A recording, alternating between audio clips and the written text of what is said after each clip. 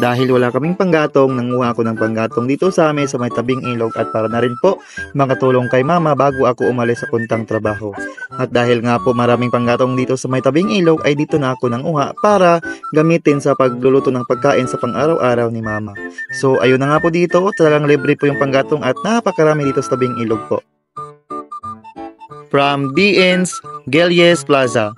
Napakasipag mo, idol. Sana ganyan lahat mga anak tumulong sa magulang.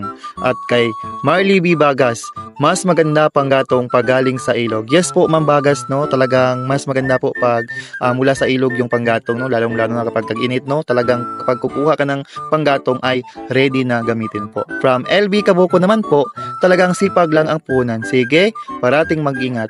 Yes po, Ma'am LB, no? Maraming salamat po at mag-ingat rin po kayo palagi po.